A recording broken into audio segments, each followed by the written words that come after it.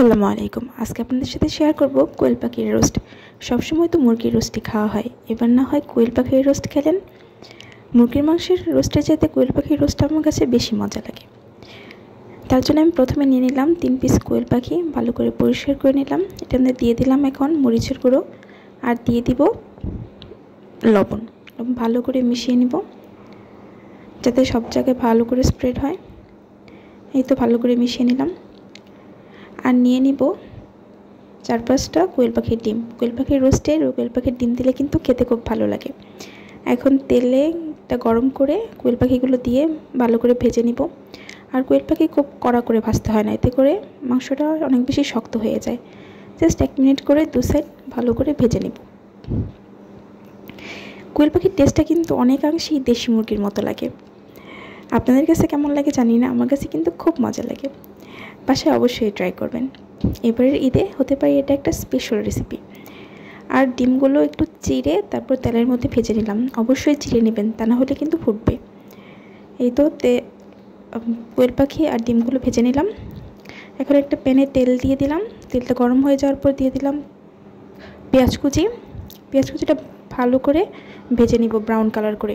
এখন দিয়ে দিব তেজপাতা আর দিয়ে দিব 2টা করে গরম মশলা, 2টা এলাচ, দারচিনি আর লবঙ্গ দিয়ে ভালো করে তেলের মধ্যে একটু ভেজে নিব। এখন দিয়ে দিব কাঁচামরিচ, ঝালটা আপনাদের ইচ্ছে মতো।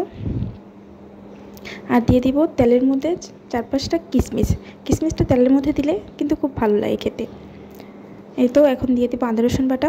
আদা রসুন বাটা দিয়ে অবশ্যই ভালো করে একটু নেড়ে চেড়ে ভেজে নেবেন, এতে করে কাঁচা স্মেলটা চলে যাবে। এখন দিয়ে দিব পানি আর দিয়ে দিব 1/2 টেবিল চামচ রাঁধুনি রোস্ট মশলা। আপনারা চাইলে বাদাম বাটা ইউজ করতে পারেন, তবে আমার কাছে মনে হয় সিম্পলভাবে রান্না করলেই কোয়েল পাখির রোস্টের স্বাদটা ভালো পাওয়া যায়। এখন দিয়ে দিলাম 2 টেবিল স্পুন টক দই দিয়ে টক দইটা দিয়ে অবশ্যই সাথে সাথে নাড়তে হবে, তা না হলে কিন্তু ফেটে যাবে। আর দিয়ে দিলাম টমেটো সস।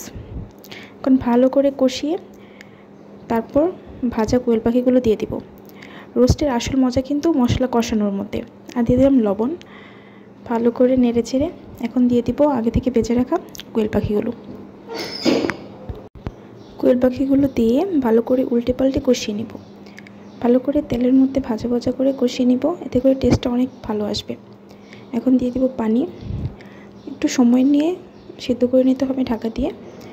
কোয়েল পাখিটা সিদ্ধ হতে একটু সময় লাগে, তবে কোয়েল পাখি যেগুলো অ্যাডাল্ট পাখি ওগুলো খেতে বেশি মজা।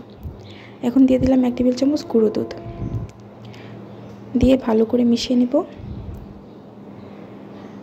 কচি কোয়েলটা খেতে এত বেশি মজা না, তাই আপনারা চেষ্টা করবেন সবসময় অ্যাডাল্ট যে বড় কোয়েল পাখিগুলো আছে ওগুলো নেওয়ার জন্য।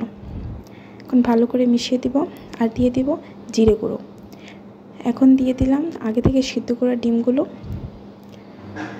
কোয়েল পাখির সাথে কোয়েল পাখির ডিম না দিলে খেতে একদমই ভালো লাগে না, কেমন যেন খালি খালি লাগে। তা অবশ্যই এই তো তেল ছেড়ে এসেছে, হয়ে গেছে আমার পাখির রোস্টটা। এখন এই তো সার্ভ করে নিলাম। দেখুন দেখতে কতটা ইয়াম্মি লাগছে, খুবই টেস্টি হয়। ট্রাস্ট মি, বাসায় অবশ্যই ট্রাই করবেন। আল্লাহ হাফেজ।